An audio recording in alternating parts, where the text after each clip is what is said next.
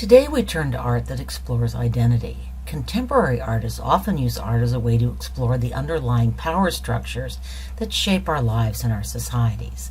That's what art historians and critics call critical theory, a term that has become much more important and much more controversial over the past few years. Two strands of critical theory that are especially important to art are feminism and critical race theory.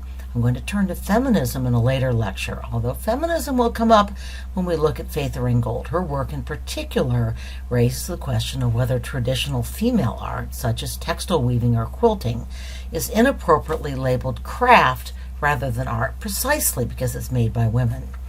Race or ethnic theory focuses on the way that art reinforces existing patterns of race-based power and authority, and also on how it can be used to reinforce or challenge racial and ethnic stereotypes. Sometimes, as we'll see, artists address stereotypes by thrusting them into our face. So, are you wondering what kato-kavo means? It's Russian, a language I actually studied in college and alas have mostly forgotten. Я забыла всё. In Russian, kato-kavo basically means who, whom, or in this context, who, subject, and to whom, object. Lenin said that all politics could be summed up with those two words, kato-kavo, or to be more than a little crude, who's doing it to whom. Stay tuned for Carol Walker. Our required works include plenty of art that celebrates the katos, the folks on top. We see this in the Western tradition, and we see it in the non-Western tradition as well. We even have some works that celebrate, record, or mourn the experience of the kavos, the subjects and all too often the victims of the katos. As I looked through our required works, I noted that most of these examples actually come from Western art, and later Western art at that. For most of art history and in most societies around the world, the katos made the rules and commissioned the art.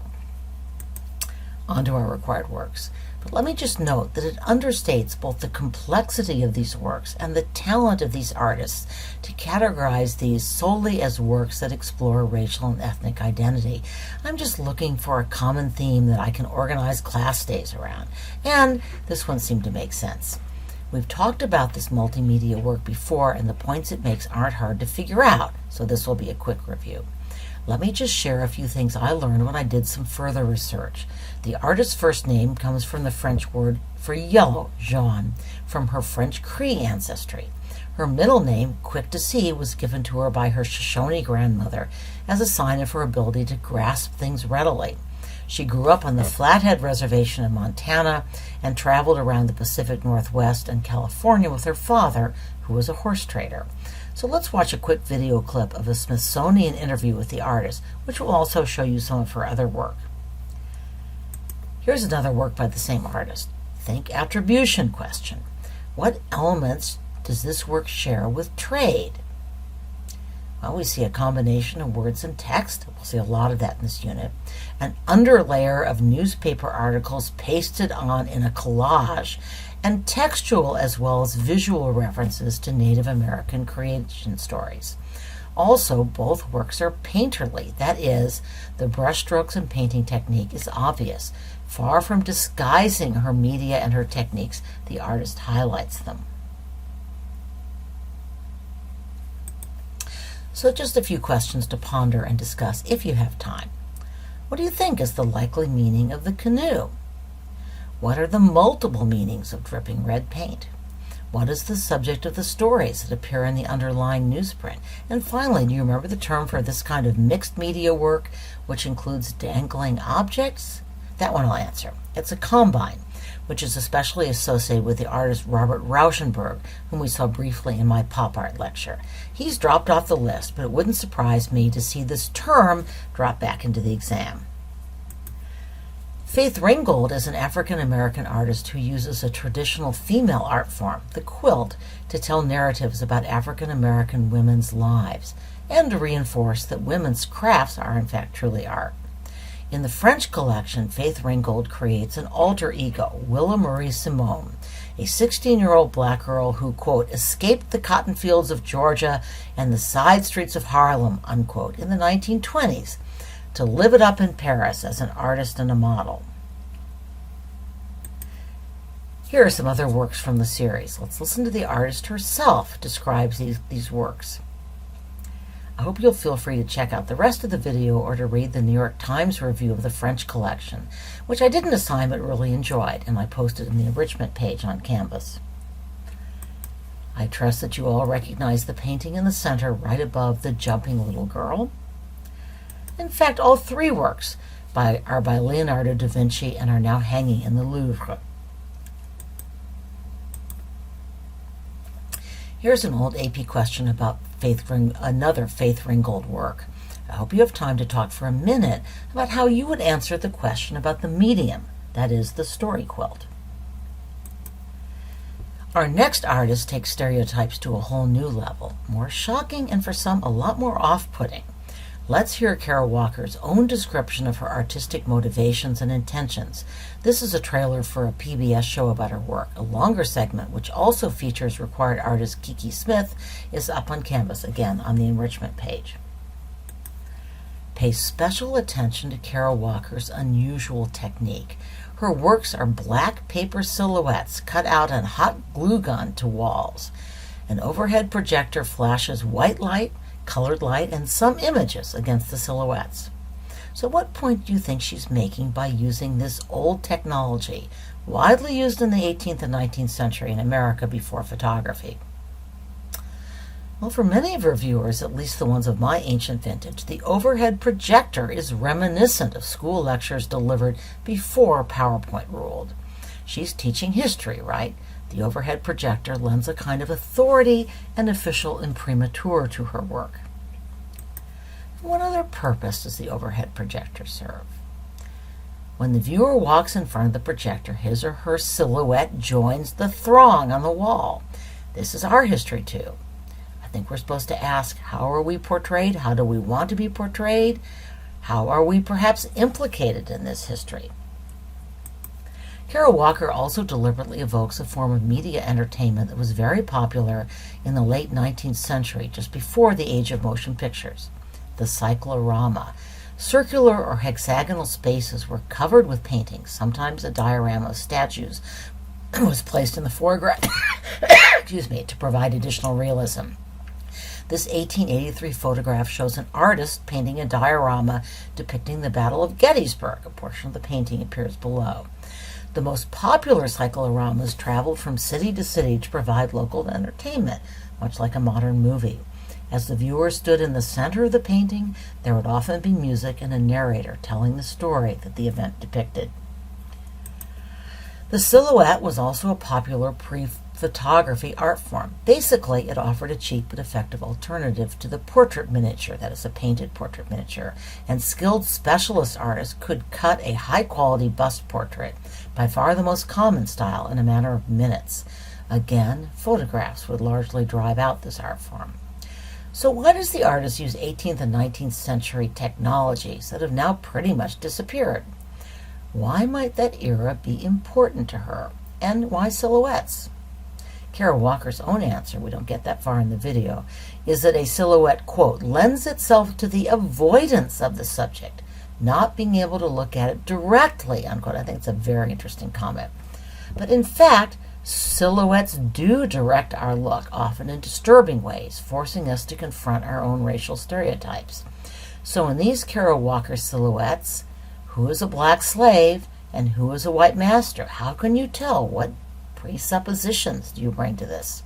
By the way, her representation of stereotypes, the Pickaninny, the well-endowed black man, disturbed many of her fellow African-American artists. Here's a more recent work by the artist, a giant sculpture made of sugar, surrounded by figures of small boys covered with a resin intended to mimic molasses, another sugar product. Does this subject and message remind you of another of our required works and artists? How about Wilfredo Lamb's The Jungle, which also addresses the oppressive nature of sugar production and trade? Here's an excerpt from an article titled, quote, Why I Yelled at the Kara Walker Exhibit, unquote. We posted the whole article on Canvas, again on the enrichment page. The author describes visiting this exhibit. I walked into the crowd, turned to face them and began yelling, "You are recreating the very racism this art is supposed to critique." The visitors lowered their cameras. Just seconds ago, they had been aiming their lenses at the sculpture of a 40-foot tall, nude black female sphinx. Many posed under its ass, some laughed and pointed at its vulva. Here was an artwork about how black people's pain was transformed into money, and it was a tourist attraction. A few weeks ago, I had gone to the 9/11 Museum, and no one, absolutely no one, posed for smiling pictures in front of the wreckage. So what do you think? Does Kara Walker's work force people to confront stereotypes, or does it reinforce them? Like Kara Walker, our next artist catapulted to fame at a young age.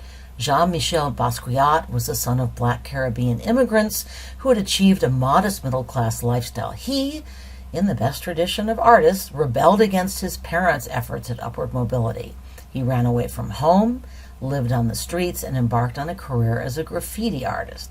In just a few years, he was rich and famous, and in just a few more years, he was dead from a heroin overdose. Let's see some of his work in a short interview with the artist. I'm betting you will appreciate his taste in history reading assignments.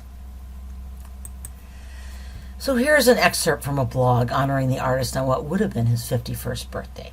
It's the raw street aesthetic that has elevated Basquiat as an early icon of hip-hop.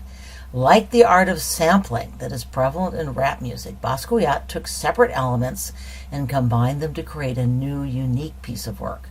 Drawing from influences like Picasso's Guernica and the medical textbook Gray's Anatomy, Basquiat's technique was centered on integrating words and phrases, various objects, shapes, and symbols that set off vibrations when the seemingly unrelated elements were viewed as a whole. So here you see another work by Basquiat, a photo of the artist with Andy Warhol, and a photo of the artist in his studio. And here is a side-by-side comparison of horn players and a famous work by Picasso. You read in your homework that Basquiat was sometimes referred to as the Black Picasso. So what similarities and differences do you see? Sotheby's auctioned off this painting for $110.5 million in 2017, the highest price ever paid at the time at an auction for a work by an American artist. Finally, last work of the day. So what's this work about? Once again, let's hear from the artist. Something I love about this unit is the artists have a chance to speak for themselves. What do you see decorating these chairs? What point do you think the artist is trying to make?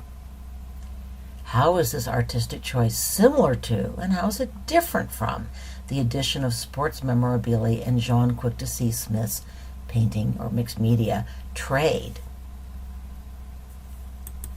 The installation also included portraits of noted black and Latino men.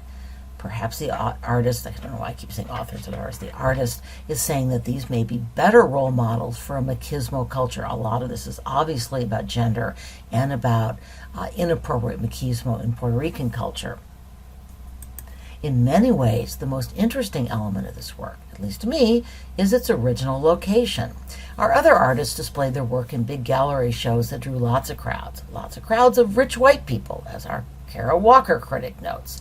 Osorio, who grew up in Puerto Rico but moved to the U.S. for graduate work, began his career not as an artist, but as a social worker in the South Bronx.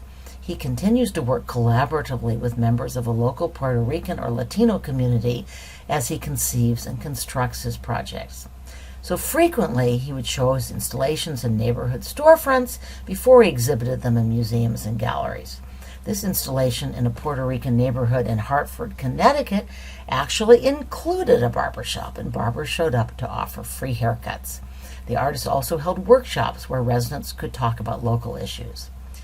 Your reading discusses the uneasy position of Puerto Ricans within the United States. Puerto Ricans are U.S. citizens, but they do not enjoy complete political rights. By the way, this piece is now owned by the Museum of Puerto Rico in Puerto Rico, but it's no longer interactive. One last comment, which I found in a news article about the opening of this work at the Hartford storefront. Carlos Lopez, a 29-year-old Washington Street resident, has tried to figure out the shop for weeks. He passes by, pauses at the door, and he even stopped inside to ask questions, but he still wasn't sure what to make of it. "I thought it was witchcraft or something," he says. I still do. Okay, we've covered a lot today, and you may not have time. But if you do, let's close with some brainstorming practice. Mrs. Whitaker will put you into groups where you will identify one similarity and one difference between how these two artists address African American history in these works. Support your answer with at least one piece of evidence from the works or their historical context, and be prepared